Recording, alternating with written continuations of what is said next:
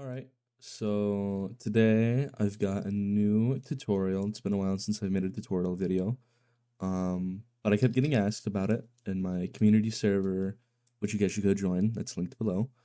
Um, I kept getting asked a lot by various different people to make a lighting tutorial, and I promised to make one since it was voted for on the community tab of my YouTube profile. So thought I'd go ahead, make a lighting tutorial. Um, and for this tutorial, we're going to be talking about the differences between shadow map and future lighting, environment diffuse specular, and outdoor ambient, shadow softness, ambient and brightness, and color correction as well. Those are going to be the main things we talk about, with a little bit of addition of atmosphere and how density and color and decay work into lighting up an interior. Let's talk about the differences between shadow map and future first, and what it does for shadows and interiors. So we're going to just import a quick little part here. So it gives a thick enough dark shadow. Right now our preset lighting are these properties. You can go ahead and copy these if you want to just play around. So if we insert another part here, make sure that I'm in future lighting. Yes, I am in future lighting. Okay, so we're going to insert a point light here. And this is something I wanted to quickly highlight. I don't really want to dive into details here and go in depth, but I just wanted to bring this up just so everybody's aware of it, because I've seen 0 posts about this on the dev forums, RTC, and the Discord communities I'm in. I haven't seen anybody post about this. I don't know why, but nobody's ever really posted about this. And it's how there is a very, very sizable difference in the way that part lights, that being like point lights, surface lights, etc., interact with global casted shadows from the sun. And that's basically the difference that's happening right here. This part is being very brightly lit up, and the shadow isn't. If you raise the part, all of a sudden it's lit more. However, if we go to lighting and we go to shadow map, put the part down, all of a sudden it's lit up. Now you might be saying to yourself, well, it's because the part has shadows enabled. That is not the difference. It is the way the lighting in future works. That is a very, very, very big thing to understand when wanting to make specific lights work in the studio for specific angles or showcases, such as some of the stuff that I make, where the entire scene is made from one angle. So I thought I'd throw that out there, highlight it, let everybody know about it. I've seen 0 posts about this. It seems very simple, right? I mean, like, yeah, future lighting if you have a part down on the ground. But it's the way that shadow map also doesn't do that, which I thought would be important to highlight. So I just wanted to quickly brief everyone about this. The next thing we'll be talking about is interior lighting. That's what this video is going to be about. It's going to be about interior lighting, and how to light up an environment without having to worry about ambient lighting. So I'm gonna go through the toolbox, find a map, and then I'll create some lights, go through different scenes and everything, and just basically explain my methodology for doing so. All right, I found a basic little office map. I think it's an office map. I'm not really sure what this is, but I had a few interesting rooms that I wanted to explore. Maybe go over some different situations and how we could do maybe a little bit of storytelling from just environment composition. So I think we're gonna start with, I guess, a linear progression through this map of what the player could possibly go through, which would be spawning in this massive elevator. They'd spawn here, walk through, and find themselves in the receptionist area, which would then lead them to either go right or left. So that's how we'll do the lighting in here, and we will want these 3 rooms, this reception area, this lobby hallway area, and this elevator to be properly lit up. But the first thing we're going to do is set up the shadows and darkness in this environment, along with removing this like seemingly blue gradient that the sky is, or ambient lighting is somehow casting in here.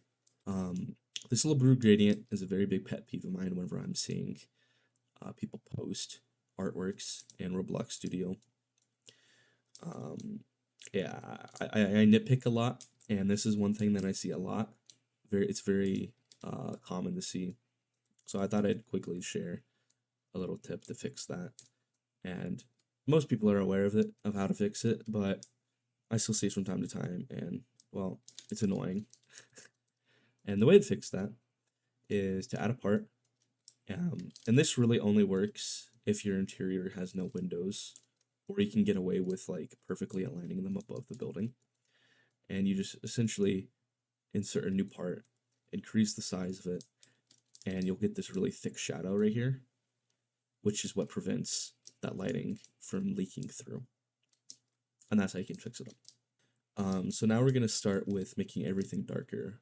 And the reason why we're doing that is because we'll be approaching this lighting demonstration from a naturalistic take with a little bit of stylization. We don't want this to be too realistic, like if it's a showcase, but we also don't want it to be like super highly abstracted. So we'll begin with making the overall environment darker, and we'll start with that. And we'll start by doing that by going into our lighting and decreasing our ambience and decreasing our specular all the way, and then we'll decrease our diffuse to 0.7, and then our outdoor ambient will decrease all the way, and we'll switch to future. Those are the differences between future and shadow map. When you're in an interior, shadow map gives you thicker ambient occlusion, and future lighting completely neglects it. So there's a little bit of a difference there. We will be keeping future lighting on, just because I want to mess more with part lights, such as like point lights, spotlights, etc., etc. So we'll start with increasing our density, or actually decreasing it. It's already almost at 4. We'll do 3.5. Offset we'll keep at 0. I think the default is like 0.25. Our decay, we're going to turn to black, and our color, we're going to turn to black. We're going to turn the glare up to 1, and the haze up to 2.1. And that darkens our scene. We can change the density if you want there to be more skybox seepage through. So this is basically just the skybox. We'll go all the way up. So now we're outside of the building, and this is what it looks like. And then you're back in the building, and this is what it looks like. So don't increase it too high. We'll keep it at 3.5. So there's a little bit of a seepage going through. And the reason why we're going to do that is because we're actually going to change the color, and we're going to make it to a dark purple. About right there. And I think we're going to actually increase it to 0.4. We'll make it a little bit darker. And then we're going to mess with our contrast and colors. So let's bring in our color correction. Yep, color correction. Our brightness, 0.1. Somewhere around there. And then our contrast will increase about there. So it gives a little bit of a little grudgy effect in the darker areas where the value is really low. And then we won't mess with the saturation. We don't really need to mess with that. So we're going to start with creating some lights. Let's go into the elevator to start this process. So we're going to start here with our part. We're going to just stretch this into a long rectangular shape. Make it less thick. We're going to duplicate it, Control D, and just resize this around the corners. And increase the height of it by just a little bit. And then make the white color about right there. And then we're going to change the material property to neon.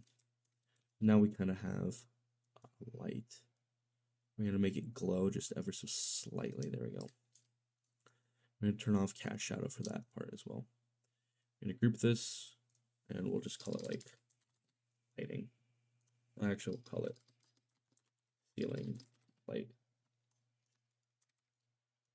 Put this on the ceiling by pressing T. And we're going to rest it into the ceiling, just a smudge. All right, we have no light though, but it looks like a light because we have to insert a new part and add a point light to it. Now, there's two ways you can go about adding lights to a group. And you can do that by selecting one of these and clicking an attachment, and then going to the attachment, pressing the little plus icon, and then clicking the light source. You can do it like that. For my case though, I'm going to just keep it as just the default part with the light source, which will be a point light. We're going to turn on shadows. We're going to increase the range to about 25. And with this, we're going to add a smudge of yellow to the overall hue. And that'll essentially make it look like this. We're probably going to lower the overall object because with using the default Roblox terrain materials, they all have normal maps, which a normal map is how lighting interacts with texture to make it look like there's actual depth there. This is called an implied texture. And you see the differences in this, and I'll go ahead and make this transparent so you can see the differences in this. In our case, since it's a light, light was going to bounce off the ground and go back up and hit the ceiling. So we don't want the point light to be exactly right here from the light source. We want it to be a little bit away to make it look like it's bouncing more.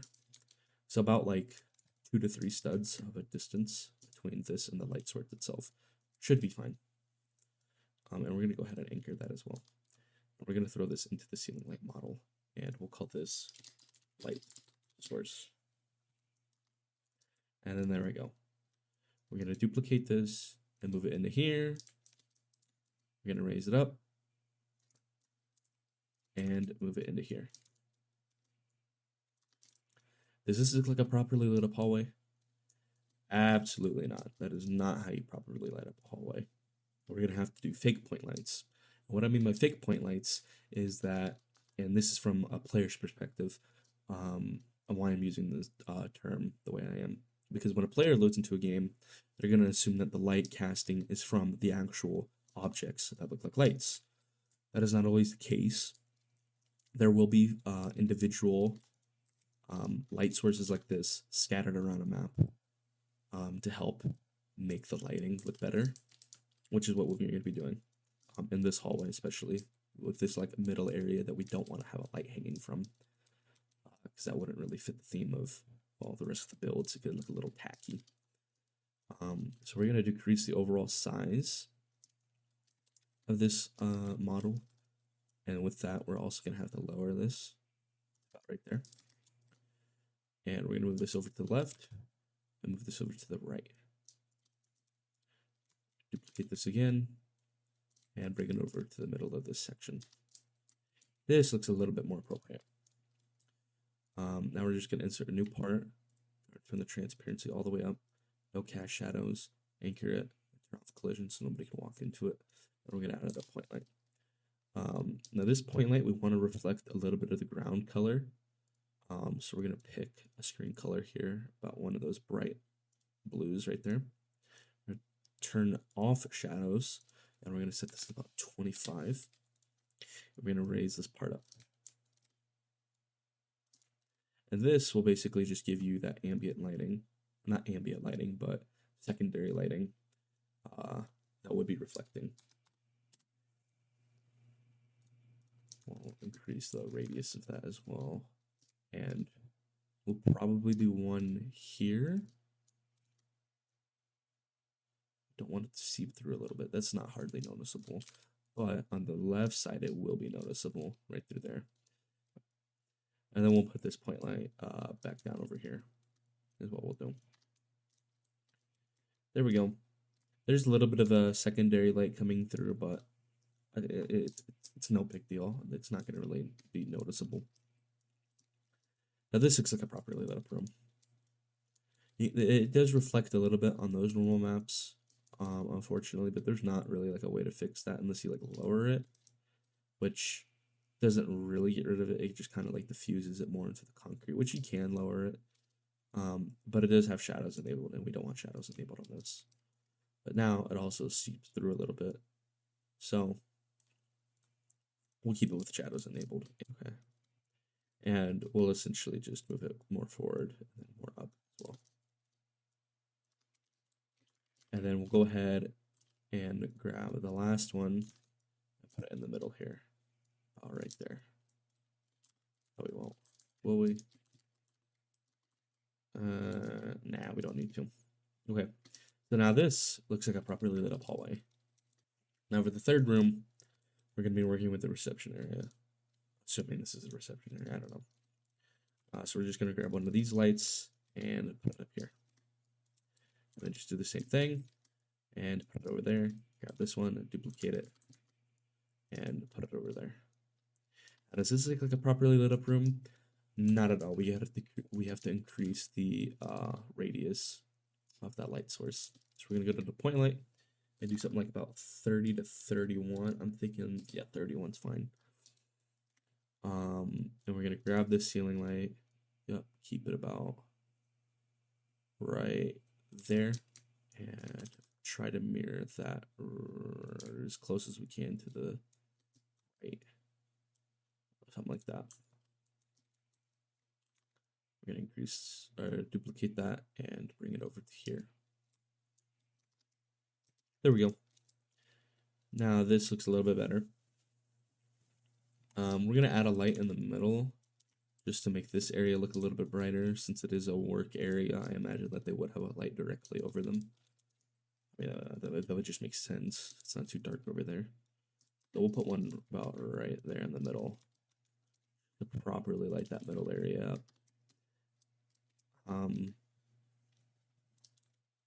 And we might actually move these over.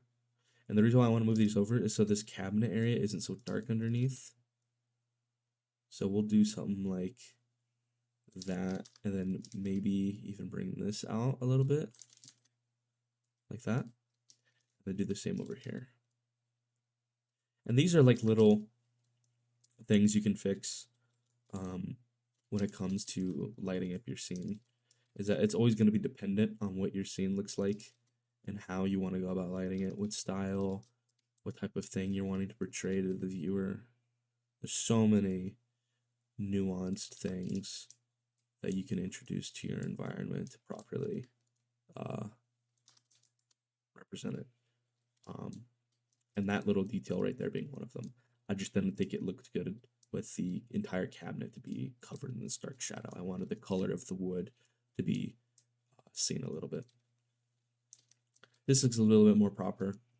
We may bring in one of these ambient lights in here as well, just to like further enhance this area.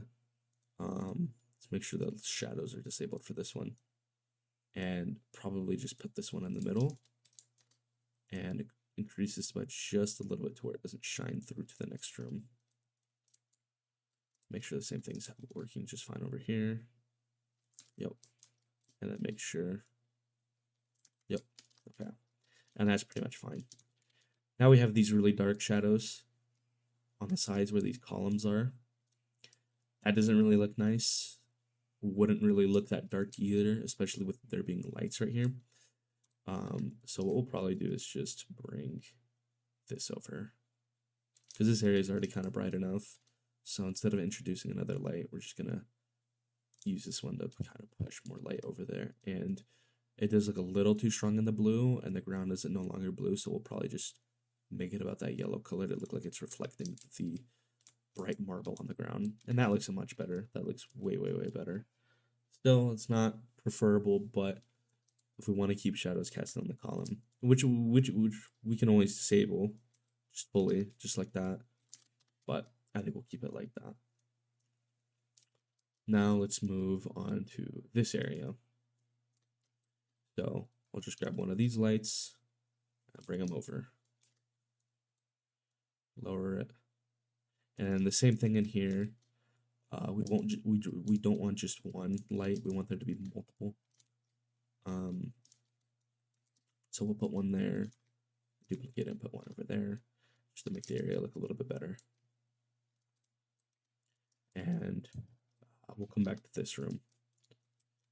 I may even grab one of these ambient lights and bring it in here. This one we'll want to make a lot less strong and thinner in radius, and we'll check that by increasing the brightness by a lot and then decreasing the range so we can actually see the maximum area of where that is. So it's about right there. We'll decrease that a little bit more to about right there, and then we'll lower it so it hits that ground a little bit better. Now we'll just change this back up to 1. And make this like maybe a red as well, and make it look like it's reflecting the ground. And we'll see what the difference is in that. Let me get in front of that. Yep, and we'll maybe increase this to like 20 as well. We'll see what the difference is without it and with it.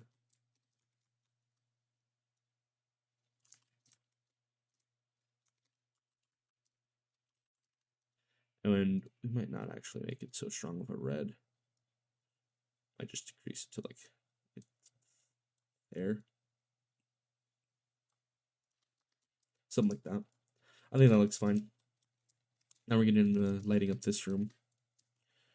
So let's bring one of these over, and we'll be doing the same process. We want there to be multiple lights inside of a building per little area, because in my opinion, having one light source in the middle makes an area just not look as lit up.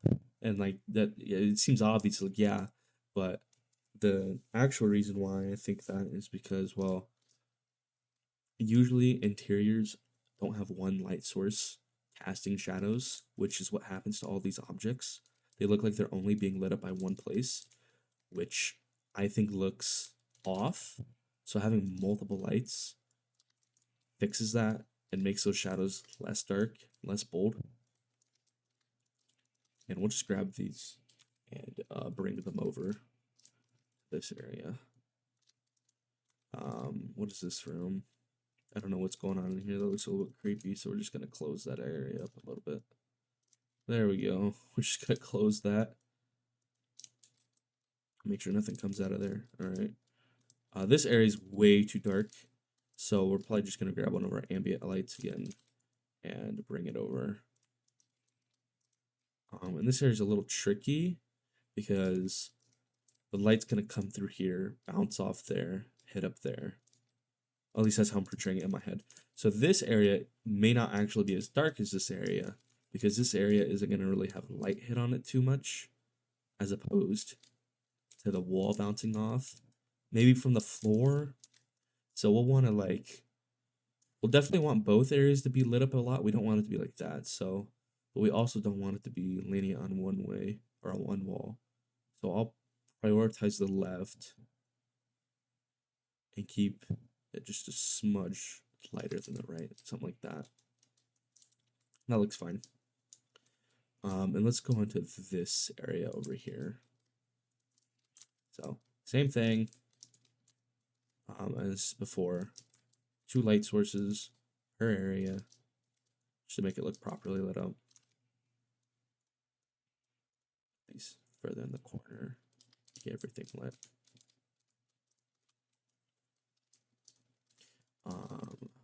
Copy that, put it in here.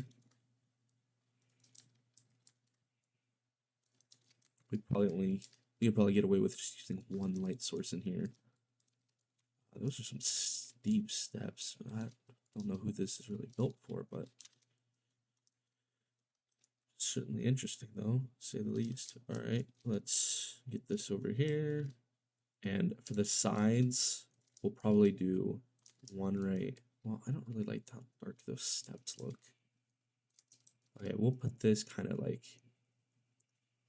right there and do the same thing over here.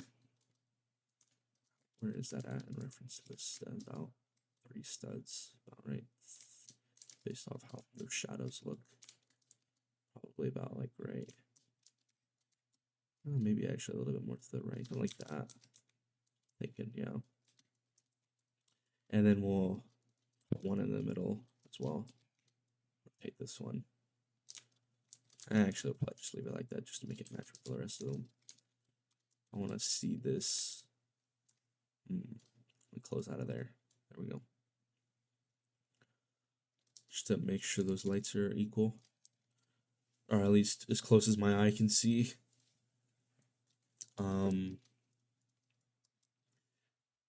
This is pretty dark back here. Not okay, I see why, okay. I don't know why they wouldn't turn off shadows, these parts. But they have shadows casted, so we'll turn off that. Turn those off. That looks way better. See, that's nice. That's nice. That looks nice. It's just a black metal box, okay. Don't really like how dark this back wall is right here on this, I don't know, cabinet. But, you know, it's whatever. We could maybe just do that. And then that one kind of gets dark. I don't know. We'll leave it as such. I think this looks nice. It's pretty lit up, pretty bright. Almost maybe a little bit too bright on this wall over here. So maybe decrease the light on that one, the brightness, I should say. And by doing that, we'll just decrease the value of it. Okay. Let's move into the next room. Maybe center that a little bit better. Oh, I forgot I got 2 in here. Yeah, let's try and center that better. Okay. Let's bring this light in here. Lower it. About right there. This is a really narrow room, so we'll probably just do one light source in here. And put another one in here as well. Oh, there's like a beam up there on the wall, on the ceiling. I'll probably just put it over top of it. Or really on the bottom of it like this. Just properly center it. Nope, have it properly centered, looks nice. This is a knockdown cabinet and some very obscure dark door. So we may keep this dark back here. Just to kind of, like this area looks a little distraught, like something came through here, knocked down a cabinet. So there's no light on. So I'll probably keep this like this, honestly. Keep it dark back here. I like that. See what it looks like from this side. See that right there? I like that. I really like this room being dark. Having that light in there, cast like this, that's very bold. That's making a statement right there. I like that. That's telling something. That's definitely conveying some sort of message to the viewer. I like that. That's nice. And with this one casting as well. Through this like doorway or something with like a keypad. Like this, you know what I mean? Like this leads into some area with some pipes and knocked over stuff. Like this is very, like this is nice. It's like a little dark area that I like. So we'll keep that as so.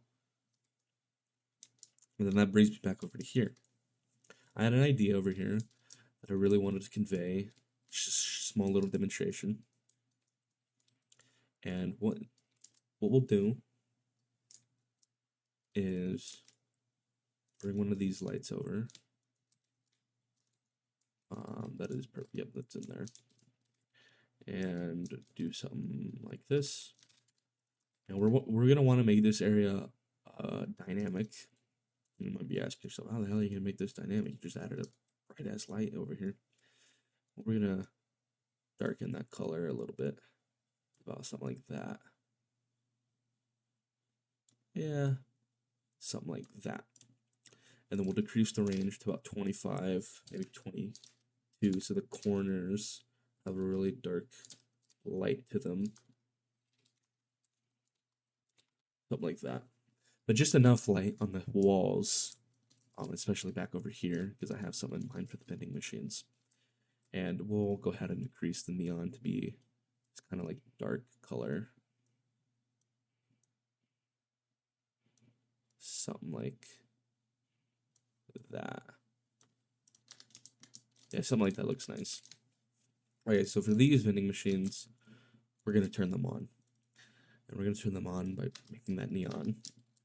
Now we have these lit up. Now we're going to introduce a new part. Put this right in front. Decrease the overall size of it. Bring it down. And we're going to add a new point light. But I'm going to quickly go ahead and fix the properties on this part. Something like that. There we go. And this point light will turn on shadows. And then move it back a little bit so it doesn't show on the wall. There we go. We might actually increase the range to like something like 12. Maybe 10 or 8. Let's do 8.56. There we go. Actually, we'll go to 0.5. There we go. Okay.